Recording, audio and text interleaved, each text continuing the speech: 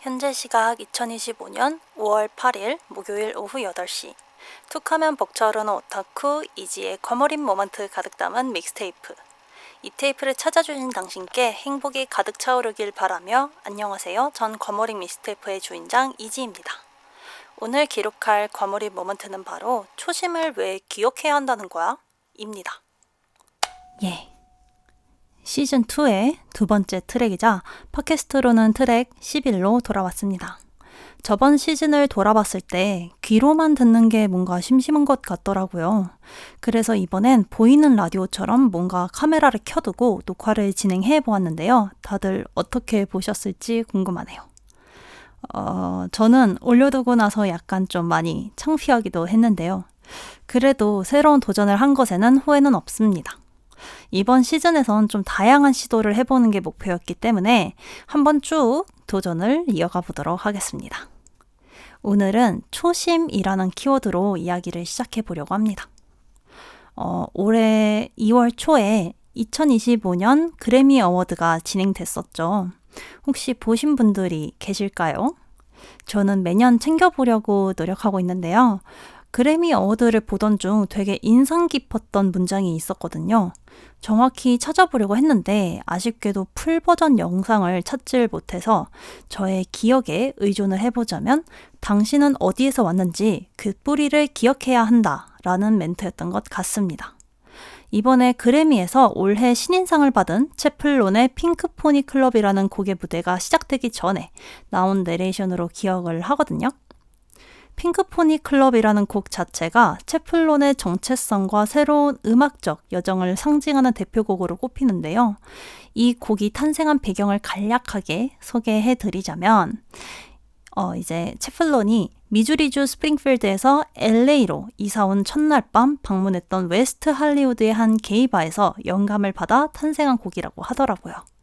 그리고 그곳에서 처음으로 진정한 자신의 모습을 발견하고 남의 시선에 휘둘리지 않을 수 있다는 걸 느꼈다는 인터뷰 내용이 있었는데요.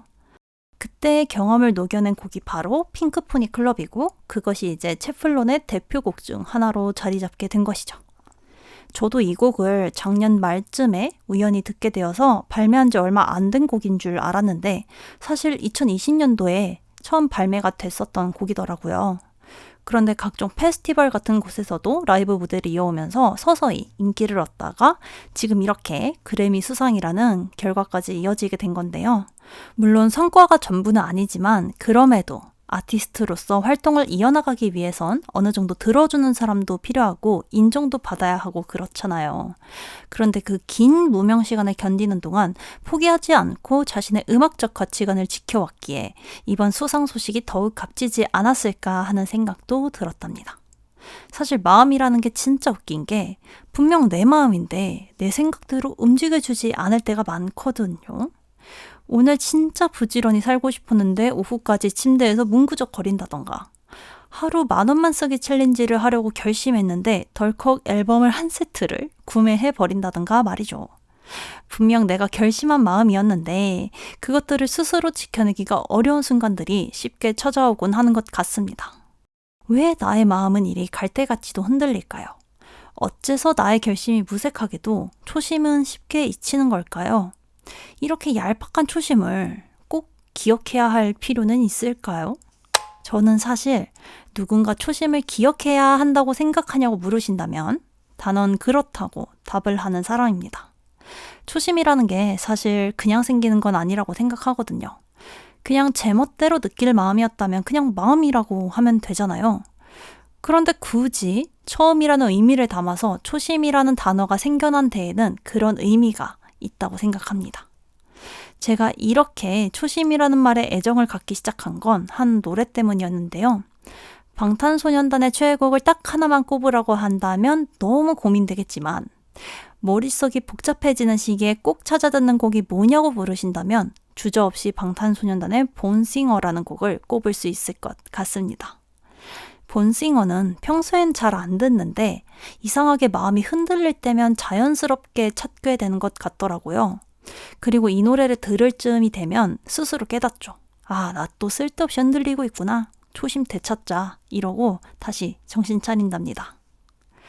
본싱어는 곡 제목에서도 느껴지듯이 이 곡은 자신들이 무엇으로 태어났는지, 그리고 지금 자신들이 왜 이 무대에 서 있는지를 답하는 곡인데요. 저는 이 곡은 팬 대중 혹은 안티팬들이 아닌 방탄소년단이 자기 자신들을 위해 불러주는 곡이라고 생각합니다. 가사 중에 매 순간마다 자신에게 다짐해 초심을 잃지 않게, 항상 나답게 처음에 나에게 부끄럽지 않게 라는 내용이 있는데요. 힘들게 지켜낸 자신들의 첫 다짐을 자신을 사랑해준 사람들 속에서 다시 불렀을 때 어떤 마음이었을까요?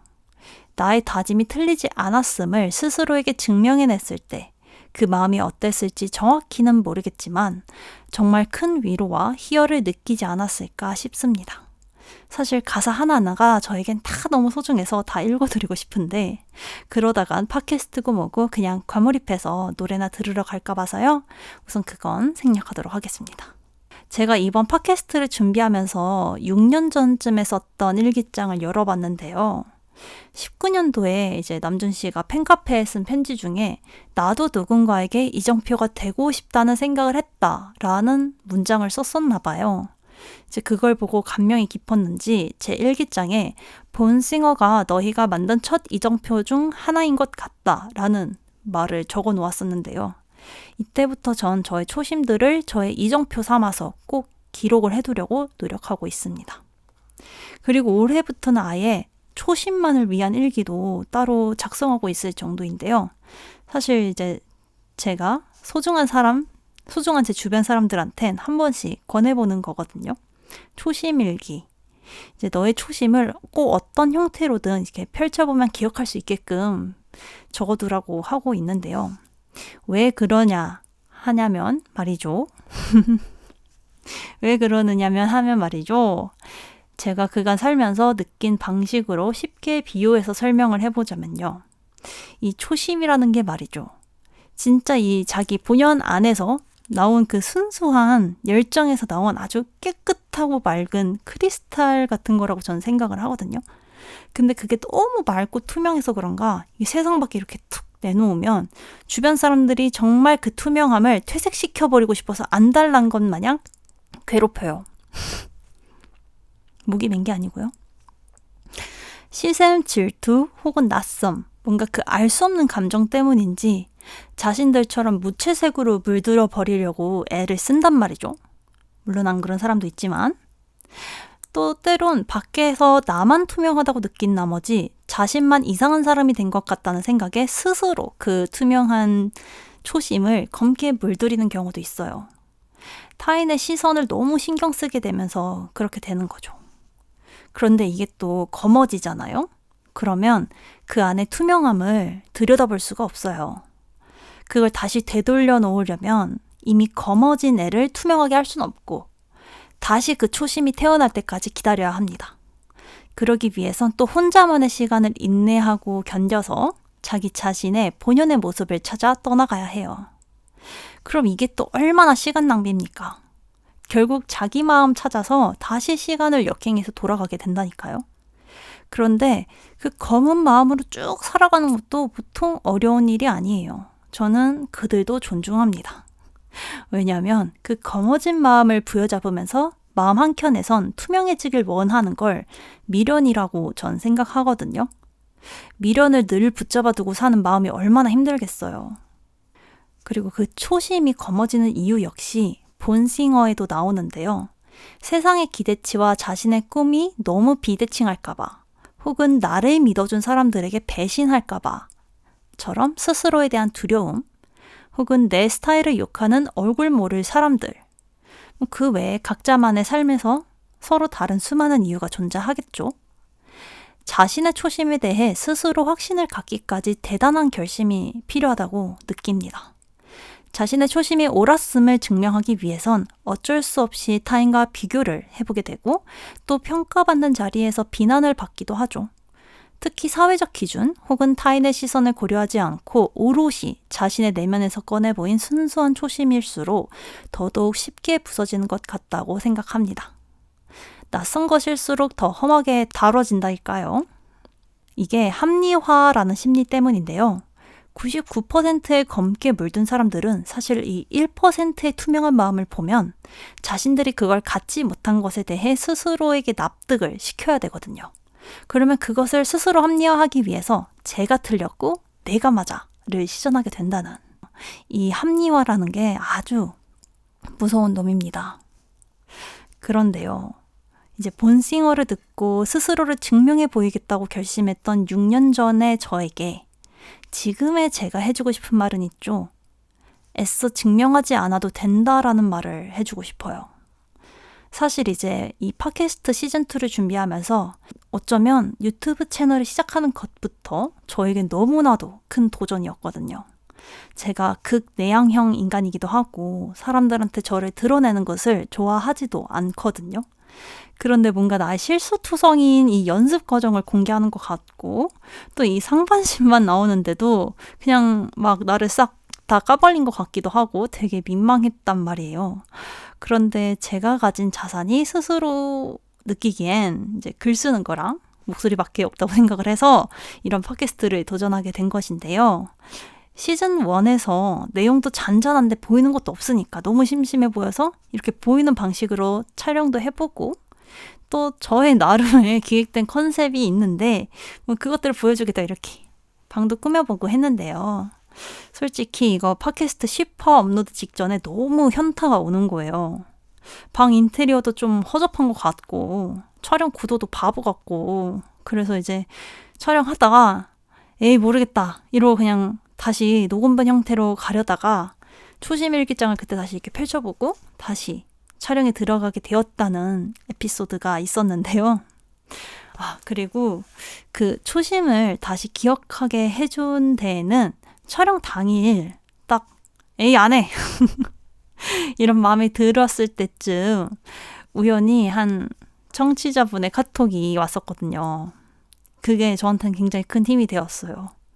그래서 이 자리를 빌려 감사하다는 말씀을 전하면서 내가 기대한 결과물은 막 프로급의 보이는 라디오 같은 거였는데 현실은 이런 비교적 초라해 보이는 결과물을 만들어내다 보면 이상과 현실의 괴리감 때문에 현타를 많이 느낄 수 있는데요. 그럴 때 이 초심을 기억해내면 결과보다 방향성에 더 집중해서 보게 되더라고요. 사실 저의 도전이 이러고 끝날 게 아니라 또 다음 시즌에서 더 보완해서 돌아올 거란 말이죠. 그럴 때 초심일기를 이렇게 펼쳐보면 이건 모두 과정의 일부분일 뿐 이거 하고 영원히 이 수준에 멈춰있을 건 아니지 않니? 이런 생각이 들면서 마음의 평화를 되찾을 수 있답니다. 다시 돌아와서 6년 전에 이지에게 편지를 남겨보자면요. 뭔가 애써 결과물로 증명해내지 않아도 된다. 너만의 속도로 계속해서 걸어나가렴. 이왕이면 사회성도 함께 돈도 벌어오면 좋겠지만 그렇지 않다고 해서 너가 틀린 건 아니란다. 세상에 정답이 어디 있겠니? 라고 해주고 싶네요. 이 말이 도움이 될지 모르겠지만 초심이 흔들릴 때면 그 목표보단 그 초심을 어떻게 결심하게 되었는지를 먼저 기억해 주세요. 그럼 조금은 과정을 즐길 수 있게 되는 것 같더라고요. 자, 그렇다면 지금 이 시점에서 여러분에게 초심은 어떤 존재가 되었나요? 그래도 초심이 뭐가 중요해? 라는 생각이 드시나요? 아니면 초심을 기록해두고 싶어지셨나요? 저의 초심 다짐곡으로 이제 본싱어만 언급을 하긴 했는데 꽤 많이 있거든요. 이제 그거는 플레이리스트로 제작을 해서 스포티파이에 공개로 설정을 해둘 예정인데요. 이 팟캐스트와 동일한 제목으로 플레이리스트를 제작해 두었으니 궁금하신 분들은 한번 스포티파이에서 이 제목을 검색해서 찾아 들어주시길 바랍니다. 그리고 혹시 여러분이 초심을 다시 기억하고 싶을 때 듣는 음악들이 있다면 여러분들의 에피소드와 함께 댓글로 공유해 주실 수 있을까요? 만약 공개적인 방식이 부담스러우시다면 저와 대화할 수 있는 1:1 오픈 채팅방 링크를 통해 편하게 친구처럼 이야기해 주셔도 좋습니다. 그럼 전해주신 이야기를 소중하게 읽고 답글을 하나 슬쩍 남기고 가겠습니다. 그리고 저번 회에서 사연을 받고 싶다고 제가 말을 했었는데요. 그런데 사실 아직 때가 아닌 것 같다라는 판단이 들었어요. 그래서 만약에 덕질과 관련해서 자신의 사연을 읽어주면 좋겠다라는 분들이 계신다면 저의 오픈 채팅방 링크로 들어오셔서 사연과 함께 팟캐스트에서 읽어주세요라는 이런 말을 함께 적어주시면 제가 참고를 하도록 하겠습니다. 어떤 주제라도 좋으니까요. 그렇게 사연을 전해주시면 제가 이제 팟캐스트 주제 고민하고 대본 쓸 때 그 사연을 자연스럽게 녹여낼 수 있도록 잘 준비를 해보도록 하겠습니다. 언젠가 다채로운 과몰입 모먼트들이 모여서 이 믹스테이프에 함께 기록되길 기대해보며 오픈 채팅방 링크는 설명란을 참고해주세요. 이지의 과몰입 상태는 오늘도 이상무. 그럼 오늘의 기록은 여기서 이만 마치도록 하겠습니다. 오늘 저의 과몰입 오타쿠 모먼트에 함께 해주셔서 감사합니다. 앞으로 매주 목요일 오후 8시 저의 행복이 담긴 과몰입 믹스테이프를 들고 돌아올 테니 이곳에서 다시 만나요. 안녕.